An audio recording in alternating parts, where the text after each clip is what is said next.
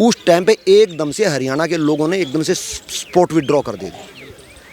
कहते ऐसे आंदोलन के साथ में हम नहीं सकते जो देशद्रोही कर रहा हूँ, जो हमारे राष्ट्र के खिलाफ, हमारे तिरंगे के खिलाफ बेअदबी कर रहा हूँ।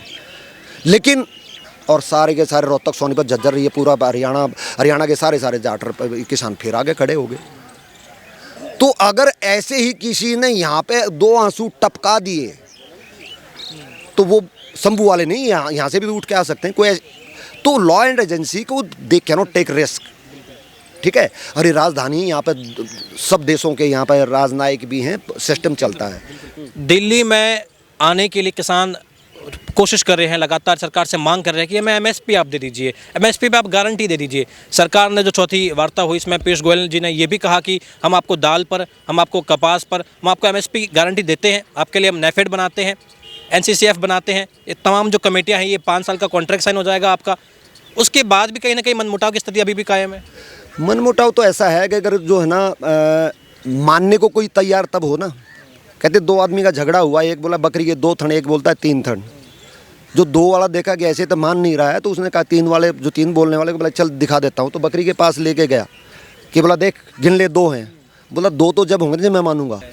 आप उनको यहाँ सुप्रीम कोर्ट के लॉन में बैठा दीजिए, उनको पार्लियामेंट तक आ जाने दी, पार्लियामेंट के अंदर नई बिल्डिंग है तो उनको बैठा दी थी। उनको तो एक के बाद में एक अपनी डिमांडें बढ़ाते चले जाना है। अल्टीमेटली उनको ये है, अभी जो ये आपने सही बताया, दालों पे, 3-4 दालों पे और जो मक्का पे और कपास के ऊपर उसने के। अब इसको एक ब्रॉडर माइंड से सोचिए, एक किसान के नज़र से सोचिए और एक देश के नज़र से सोचिए और एक धरती माता नेचर के नज़रिए से सोचिए। देखो कितने कमाल के ये प्रपोजल हैं। कैसे के नमस्कार, बहुत बहुत स्वागत है आपका ऑल इंडिया न्यूज़ पर। मैं यशपाल राजपुरोहित। 2024 के लोकसभा चुनाव से ठीक पहले देश में जो किसान आंदोलन 2.0 की नींव रखी गई है, उसको लेकर अब देश में घमासान मचा हुआ है। किसान लगातार सरकार से ये गुहार कर रहे हैं कि उन्हें एमएसपी की गारंटी दी जाए, तमाम प्रकार के जो केस लगे हैं वो भी उनसे हटाए जाए और स्वामीनाथन कमेटी की जो सिफारिश है, जो रिपोर्ट है, उसे भी लागू किया जाए। सरकार ने चौथी वार्ता में किसानों से बातचीत भी करी और ये भी कहा कि हम दाल, कपास और मक्का पर जो है आपको एमएसपी की गारंटी भी देंगे। कुछ ऐसी समितियां भी गठित की गई है जो ये आपको 5 साल ये कॉन्ट्रैक्ट साइन करने की गारंटी भी देती हैं। इन तमाम मुद्दों पर हम बातचीत करेंगे धर्मराज ओहलान सर से। उस टाइम पे एकदम से हरियाणा के लोगों ने एकदम से सपोर्ट विड्रॉ कर दी। कहते ऐसे आंदोलन के साथ में हम नहीं सकते जो देशद्रोही कर रहा हूँ, जो हमारे राष्ट्र के खिलाफ, हमारे तिरंगे के खिलाफ बेअदबी कर रहा हूँ। लेकिन टिकैत के 1-2 आंसुओं के चक्कर में एकदम बुला रहे हैं हमारे चौधरी के आंखों में आंसू, और सारे के सारे रोहतक सोनीपत झज्जर ये पूरा हरियाणा के सारे जाट किसान फिर आगे खड़े हो गए। तो अगर ऐसे ही किसी ने यहाँ पे 2 आंसू टपका दिए तो वो शंभू वाले नहीं, यहाँ से भी उठ के आ सकते हैं कोई। तो लॉ एंड एजेंसी को they can not take risk, ठीक है। और ये राजधानी यहाँ पे सब देशों के यहाँ पे राजनयिक भी हैं, सिस्टम चलता है। प्रधानमंत्री ने उसको बहुत ही भारी मन से वापस किया। उन्होंने एक नैरेटिव क्रिएट कर दिया कि जी उसने माफ़ी मांग ली, गलती कर दी, माफ़ी मांग ली, गलती कर दी।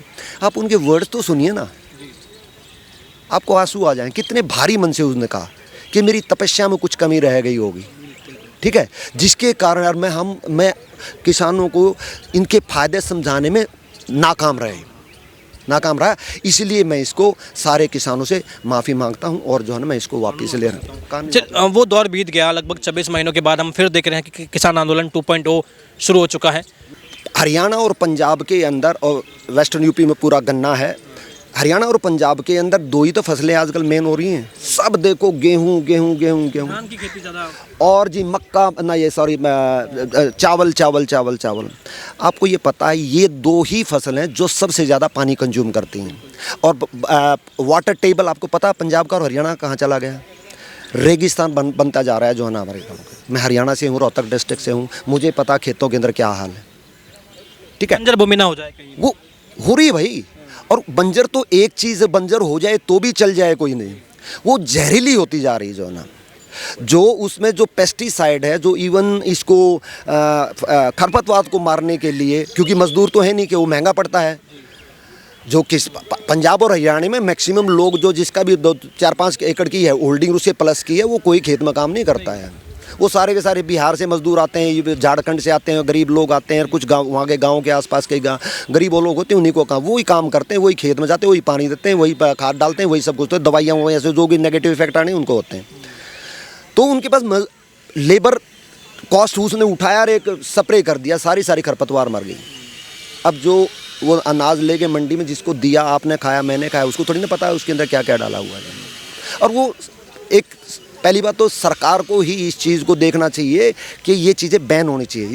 इसमें जो है ना सरकार भी क्रिमिनल है, और साइंटिस्ट जो पता नहीं ऐसी चीज़ें पैदा ही क्यों होती है, ऐसे साइंटिस्ट क्यों हैं। जी बिल्कुल। हाल ही में जो किसान संघ है वो ये भी कह रहा है कि देखिए सरकार जो है वो पाम ऑयल मंगाती है, विदेशों से मंगाती हैं, उससे नुकसान भी होता है। अगर सरकार उसी पैसे का हमें MSP देने में इस्तेमाल करे, उसी पैसे का हमारे लिए कुछ सहूलियत करे, हमारे बीज खाद के लिए सहूलियत करे, तो ज़्यादा बेहतर होगा। हम जो है ज़्यादा पैदावार भी करेंगे, अच्छी पैदावार भी करेंगे, और सरकार के साथ सामंजस्य बिठा के जो सरकार कहेगी, जो आवश्यकता है सरकार की, देश की, हम वो चीज़ें भी उत्पन्न करेंगे। सरकार विदेशों पे डिपेंड हो रही है जानबूझ के, और हमें MSP से जो है वंचित रख रही है। अब ये देखो, जो इस प्रपोजल में जो ना दालें और इसका मक्का का और इसका किया गया है, कपास हम अभी इम्पोर्ट कर रहे हैं, ठीक है।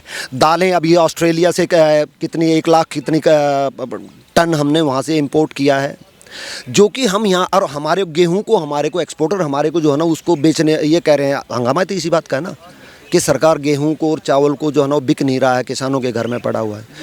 तो भैया पहली बात तो जो ना, आप जो सबसे ज़्यादा पानी यूज़ होता है वो फसल बो रहे हो, जो आपकी अपनी ही अगले आने वाली जनरेशन का आप बहुत बड़ा अपराध कर रहे हैं।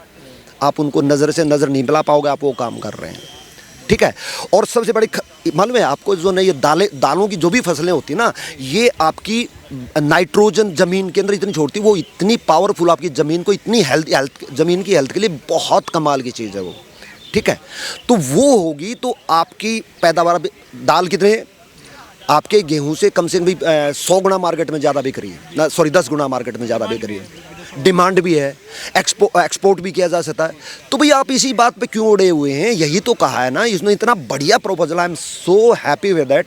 एंड मैं सोचा था कि मतलब जो है ना किसान यूनियन, आई वाज होपफुल कल दोपहर तक कि किसान यूनियन इस बात को तो एक्सेप्ट कर, क्योंकि उन्होंने 2 दिन का टाइम मांगा, इसका मतलब है वो थोड़ा कंसीडर करना चाह रहे हैं। नहीं, लेकिन अब तो वो कह दिए ना कि हम 21 तारीख को 11 बजे हम कुछ कर रहे हैं दिल्ली के लिए, क्योंकि सरकार जो है, एक तो ये इनकी लेट लतीफ़ी भी है, सरकार के जो मंत्री हमसे वार्ता के लिए आ रहे हैं वो 3-3 घंटे देरी से आ रहे हैं। इससे वो समझ आता है कि वो सीरियस नहीं है। हम वहाँ बैठे भी रहते हैं, सरकार जिन चीज़ों पर MSP दे रही है, मक्का पे, कपास पे, दाल पर, ये सिर्फ हमारी मांगे नहीं है। हमारी मांगे है 23 फसलों में MSP मिले, हमारी मांगे हैं हमारे केस वापस हो, तमाम मांगों पे अभी भी अड़े हुए हैं। ये जो छिटपुट है, इनसे वो कह रहे हैं हम समझौता नहीं करेंगे। नहीं, ये तो कोई कारण नहीं है, कोई लेट आया उस कारण से ये कोई जो है ना नेगोशिएशन नहीं टूटती है। हाँ, नहीं ऐसा भी नहीं, ऐसी क्या ईगो है जो आप अगर एक इतनी बड़ी पॉपुलेशन को रिप्रेजेंट कर रहे हैं किसान के लिए, उसके लिए ईगो नहीं होती है, उसके लिए देखना कि मेरे को काम निकलना चाहिए, ठीक है बहन। और मान ले मैं उसके लिए मैं कहूँगा कि उसको अगर कोई मंत्री या कोई गवर्नमेंट ऑफिशियल लेट आता, they should come in time, they should respect एक टाइमिंग के लिए, उसके लिए मैं कहूँगा। आपके हिसाब से ये किसानों को कहीं ना कहीं अब जो है मानना चाहिए कि देखिए आपको अगर इन 5 चीज़ों पे MSP की गारंटी मिल रही है, 5 सालों के लिए हमने जो है समितियाँ बना दी हैं, नाफेड जैसी समिति है, वो कहेगी कि भाई आप अब से MSP पर ही चीज़ें खरीदी जाएगी, यहाँ पर संतुष्टि होनी चाहिए किसानों को। इससे लगता है कि सरकार ने जो है ना बहुत गहरे से होमवर्क किया है, और वो अपेरेंटली सरफेस के ऊपर दिखाई दे रहा है कि बहुत ही वायबल है।